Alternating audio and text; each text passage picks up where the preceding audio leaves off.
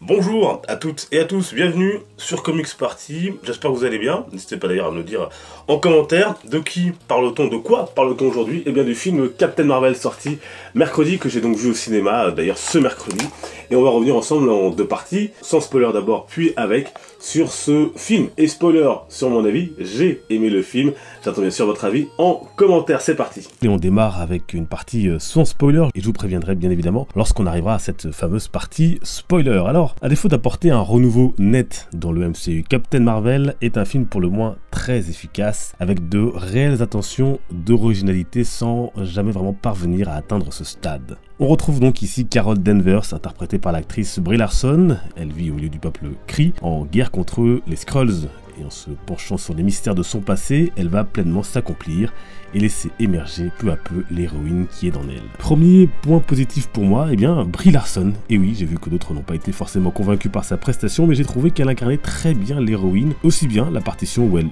doute et se cherche, que celle où elle s'accomplit pleinement. De plus, son duo avec le jeune Nick Fury, interprété par Samuel L. Jackson bien évidemment, fonctionne très bien à l'image des duos de flics dans certaines comédies policières des années 90, époque d'ailleurs dans laquelle se déroule le récit, 1995 pour être précis. Et puisque l'on parle du patron du Shield, on le découvre totalement à contre-emploi, et ça on y reviendra dans la partie spoiler.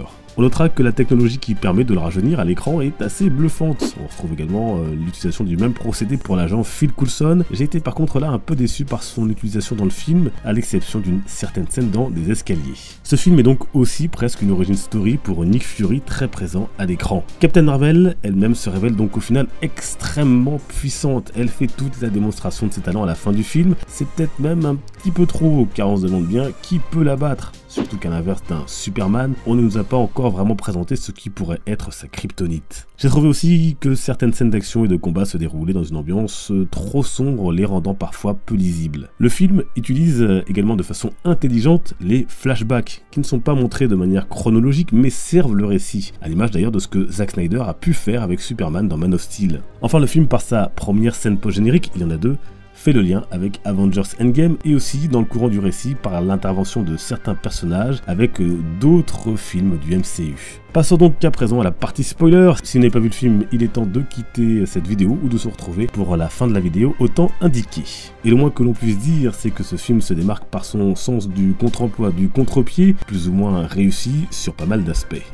On retrouve déjà le personnage de Marvel, le premier, ou plutôt la première, puisque c'est ici une femme, ce qui est plutôt bienvenu dans le contexte de ce premier film dédié à une super-héroïne chez Marvel. Nick Fury, on en parlait, lui, est loin de l'image qu'on nous a présentée dans les films du MCU jusqu'à maintenant. On découvre un agent du Shield plutôt blagueur et au final assez léger. Dans le même sens, la façon dont il perd son œil devrait en décevoir plus d'un, car ici c'est donc le chat Goose, enfin un extraterrestre, Flerken, qui lui inflige la blessure en griffant. C'est un beau troll, car on en attendait beaucoup.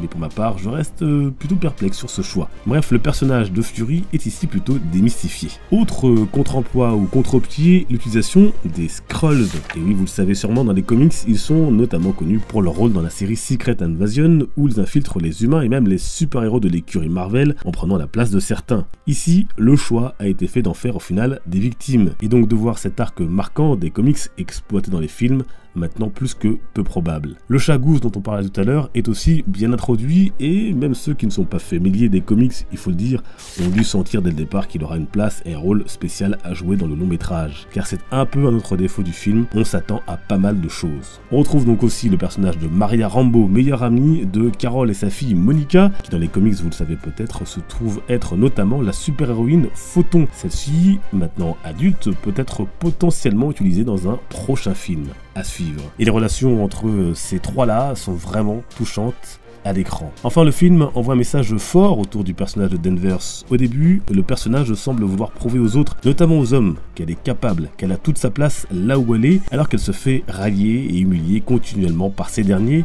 que ce soit à l'armée ou tout simplement enfant sur une piste de cartes, où on lui assène sans arrêt qu'elle n'a pas sa place. Mais à la fin du film, quand le personnage se révèle, elle sait qui elle est et surtout, qu'au final, elle n'a rien à prouver à personne, comme elle le dit au personnage de Yon Rogue, incarné par Jude Law dans l'acte final.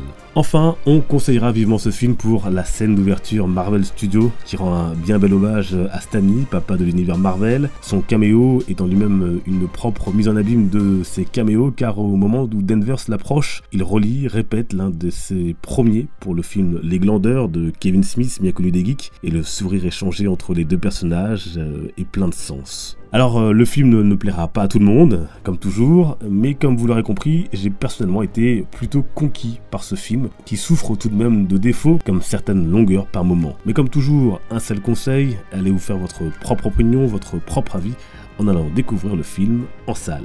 Prochaine étape, donc maintenant pour le MCU et pour Carol Danvers, Avengers Endgame. Voilà, et puis je vous rappelle qu'il y a tout plein de comics qui sont sortis autour du personnage chez Panini Comics, dont celui-ci, et Nous serons des étoiles, publié donc par Panini en Marvel Deluxe. Voilà, n'hésitez pas donc à me donner votre avis dans les commentaires, et si vous spoilez, bien évidemment, mettez la motion spoiler en majuscule avant pour avertir celles et ceux qui disent l'espace commentaire. Nous, on se donne rendez-vous très prochainement sur la chaîne, sur les réseaux sociaux. D'ici là, bien évidemment, n'hésitez pas à me suivre, ce sera avec grand plaisir. À très bientôt, portez-vous bien, les comics sont une fête. Ciao!